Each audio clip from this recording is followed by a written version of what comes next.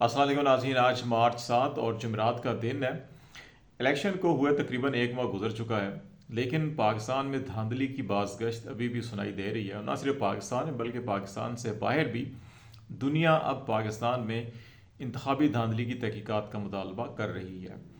دوسری طرف پاکستان میں صورتحال بڑی گھمبیر ہوتی جا رہی ہے، سیاسی بھی اور امن و امان کے حوالے سے بھی، اور بالخصوص گزشتہ رات جو راولپنڈی اسلام آباد کی جانب سے ایک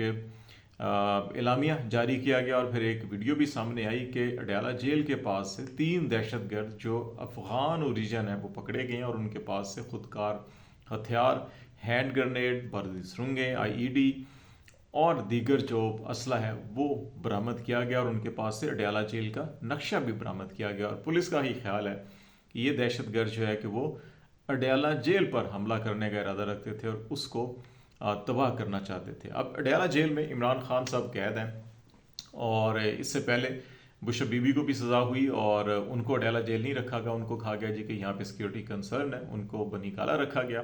اور عمران خان کو اڈیالہ جیل سے مقدمات کی سماعت کے لیے بھی نہیں باہر نکالا جاتا کہ ان کی سیکیورٹی خدشات ہیں، اس لیے ان کو جیل میں رکھا جائے گا۔ تو اب یہ معاملہ کیوں ایسے موقع کے اوپر کہ جب یہ اطلاعات بھی آ رہی ہیں کہ عمران خان کو مختلف آفرز کی جا رہی ہیں، مختلف پیشکشیں کی جا رہی ہیں،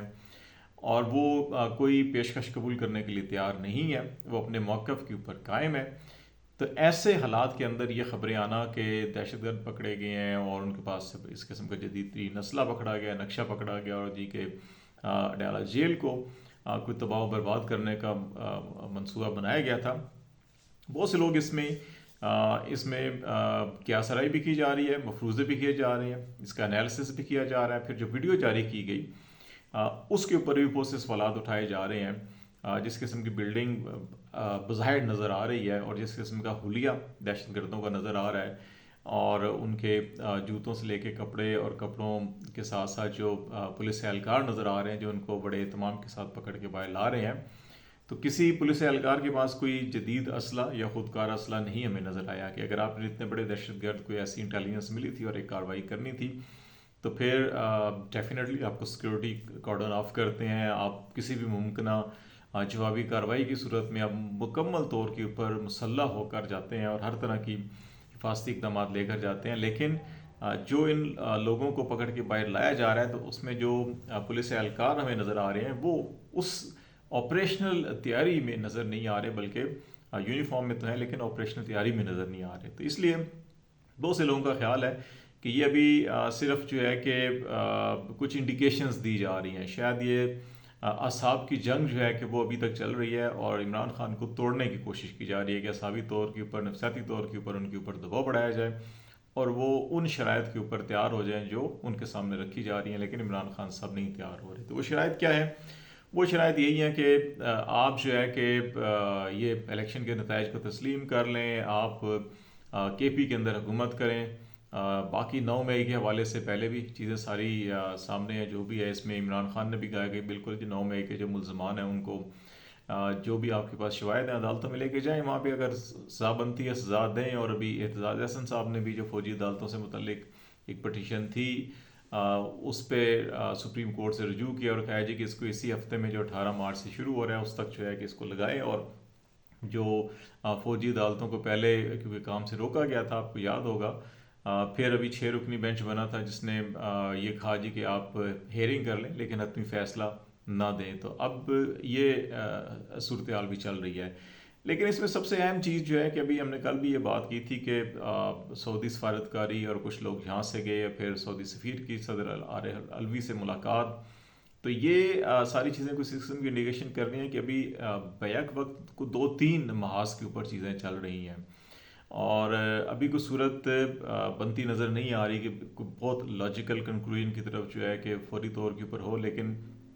اس کے لیے ابھی کوئی ایک لیگل جو جنگ ہے وہ بھی ہوگی، اور یہ لیگل جنگ جو ہے کہ آپ کو ابھی لاہور اور پشاور ہائی کورٹ میں نظر آنا شروع ہو گئی ہے، جہاں پہ مخصوص نشستوں کے حوالے سے پشاور ہائی کورٹ میں ایک پٹیشن فائل کی گئی، ایک لاہور ہائی کورٹ میں پٹیشن فائل کی گئی، اور دونوں عدالتوں نے لاہور ہائی کورٹ نے تو بھی جو ہے کہ 1 رکنی بینچ قائم ہوا ہے جو کل سماعت کرے گا، پشاور میں پہلے ایک بینچ قائم ہوا، اس نے الیکشن کمیشن آف پاکستان کے ان آرڈرز کو سسپینڈ کیا اور کہا کہ ابھی ان کا حلف نہ لیا جائے. پھر 5 رکنی بینچ بنا chief justice Peshawar high court کی سربراہی میں، اس نے بھی اس حکم امتناعی کو برقرار رکھا ہے، اور ابھی غالباً 13 مارچ کو سماعت ہوگی. اور یہ کہا گیا ہے جی کہ آپ ابھی جو کے پی کے اور جو مرکز کے ایم این اے جو خصوصی نشستوں کے اوپر اور پشاور اسمبلی کے جو صوبائی نشستوں کے اوپر دیے گئے تھے تحریک انصاف کی بجائے جو ہے کہ دیگر جماعتوں کو، ان کے ابھی حلف برداری سے روکا گیا. اور یہ پشاور اسمبلی کے اندر جو ہے کہ غالباً 29 ارکان ہیں، اور مرکزی نیشنل اسمبلی کے اندر 23 ارکان ہیں. تو یہ ابھی جو حکومتی پلان یہ تھا ایکچولی کہ 9 مارچ کو کیونکہ صدر پاکستان کا الیکشن ہونا ہے، تو یہ سیٹیں حکومتی اتحاد کو دے کر اور پھر اس کے اندر یہ ووٹ کاسٹ کروائے جائیں. وہ بظاہر ابھی پلان اس فیصلے پشاور ہائی کورٹ کے فیصلے کے بعد تو نیشنل اسمبلی میں اور کے پی اسمبلی کے اندر تو یہاں پر ہی تعداد زیادہ تھی. 26 ارکان جو ہے پنجاب اسمبلی کے اندر بھی اب دیکھنا ہے کہ کل لاہور ہائی کورٹ اس سلسلے میں کیا فیصلہ کرتی ہے، اور اگر اس نے بھی وہاں پہ حلف برداری کو روک دیا تو وہ 26 ارکان بھی جو ہے کہ وہ پھر صدارتی الیکشن میں ووٹ نہیں ڈال سکیں گے. تو اس طرح سے یہ حکومتی پلان تو یہ رک جائے گا. لیکن اصل ایشو جو ہے کہ جو پی ٹی آئی کی صفوں کے اندر جو تشویش اس بات کی ہے وہ عمران خان اور بشرا بی بی کی جان کو خطرات کے حوالے سے ہے. اس سے پہلے خبریں آتی رہیں بشرا بی بی کی صحت کے حوالے سے بھی،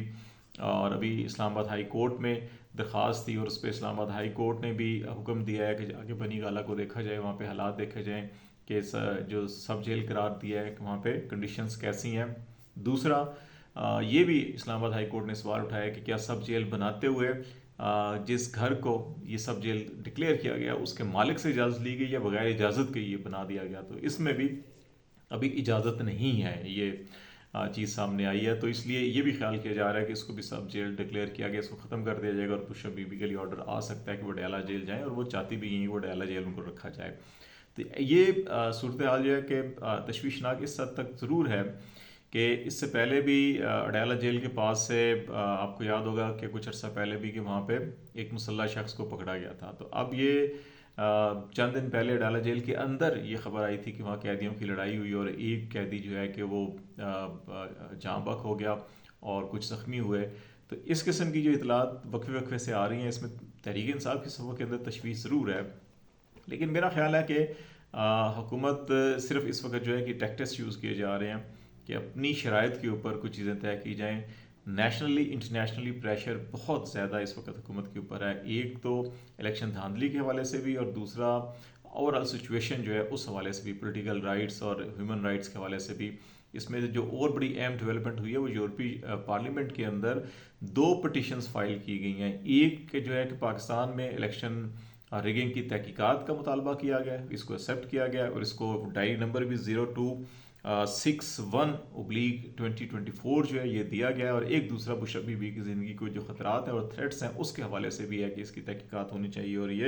ان کو انصاف نہیں فراہم کیا جا رہا، انصاف کی فراہمی میں رکاوٹ پیدا کی جا رہی ہے. تو اس حوالے سے بھی 0260/2024 یہ 2 پٹیشنز فائل کی گئی ہیں جو وہاں پہ ایکسیپٹ ہوئی ہیں. اور اب اس کا سیکنڈ سٹیج جو ہے کہ اگر یورپی پارلیمنٹ میں ڈیبیٹ ہوتی ہے اور اس کے اوپر وہ اپنی کوئی قرارداد منظور کرتے ہیں تو یقینی طور کے اوپر پاکستان کے جو اکنامک ٹریڈ ریلیشن ہے یورپی یونین کے ساتھ وہ بڑے متاثر ہوں گے، کیونکہ یورپی یونین پاکستان کو کافی فیسلٹیز اور GSP پلس جو ہے وہ دے رہا ہے، اس کے اوپر منفی اثرات مرتب ہو سکتے ہیں. ابھی جو اوورسیز پاکستانی ہیں وہ یہ سیکنڈ فیز کے اندر یہ پلان بنا رہے ہیں کہ جو یورپی عدالت ہے وہاں بھی پٹیشن فائل کی جائے، اور اس میں بھی کچھ ایک سگنیٹری کمپین بھی وہاں پہ شروع کر دی گئی ہے وہاں پہ کہ یورپین جو کورٹ ہے وہ بھی اس صورتحال کا جائزہ لے. تو اس لیے بیرونی دباؤ ہے. امریکہ آلریڈی پاکستان میں انتخابی دھاندلی کے حوالے سے تحقیقات کا مطالبہ کر چکا ہے. پاکستان کے اندر جتنے بھی جو آزاد ادارے، غیر جانبدار ادارے ہیں الیکشن کو آبزرور کے طور پر کام کرتے ہیں، اس میں فافین ہے، اس میں پتن ہے، اس میں پل ڈیٹ ہے، سب کے سب نے پاکستان کے الیکشن کو جو ہے کہ وہ انفیئر اور جانبدارانہ اور اس کے اندر جتنی بھی خرابیاں اس کی نشاندہی کی ہے. تو ایسے حالات میں یہ حکومت کے اوپر دباؤ تو ہے کہ سچویشن کو جتنا جلد سے جلد جو ہے کہ نارمل کیا جائے، پاکستان کو اکنامک سپورٹ مل سکے، پولیٹیکلی ایکسیپٹنس ہو سکے، کریڈیبلٹی ہو سکے. لیکن عمران خان کا ایک ہی موقف ہے کہ فارم 45 کے مطابق نتائج کا اعلان کیا جائے. وہ فتح مکہ کی مانند جو ہے کہ طرز کے اوپر تمام لوگوں کو عام معافی کا اعلان کریں گے، ان کے اوپر جس نے حملہ کیا جو بھی ہوا سب کو معاف کر دیں گے۔ کچھ لوگوں کو، کچھ ذمہ داران کو یہ خدشہ ہے کہ جو عمران خان پہ حملہ ہوا اس میں انہوں نے ایف آئی آر میں کچھ نام دیے تھے اور بہت دیگر جو کیسز ہیں، تو وہ عمران خان بارہا یہ کہہ چکے ہیں۔ تو ابھی انٹرنیشنل کچھ گارنٹیز کی بھی جو ہم نے پہلے بات کی تھی کہ سعودی عرب کے ساتھ معاملات جو چل رہے ہیں یا ترکی کے ساتھ چل رہے ہیں، تو یہ ساری چیزیں مکس ہیں، لیکن اصل چیز جو ہے کہ ابھی یہ چیزیں فائنل سٹیج کی طرف جا رہی ہیں۔ کچھ پاکستان کی عدلیہ کردار ادا کرے گی، کچھ بیرونی سفارتکاری کام کرے گی، اور کچھ بیرونی دباؤ جو ہے جیسے یورپی پارلیمنٹ یا انٹرنیشنل کمیونٹی جو ہے تحقیقات کا مطالبہ کر رہی ہے۔ تو اسی لیے عمران خان اپنے موقع پہ ڈٹے ہوئے ہیں۔ تو لیٹس سی، دیکھتے ہیں معاملات کیسے آگے بڑھیں گے۔ آج تک اتنا ہی۔ خالد جمیل کو اجازت دیجیے، اللہ حافظ۔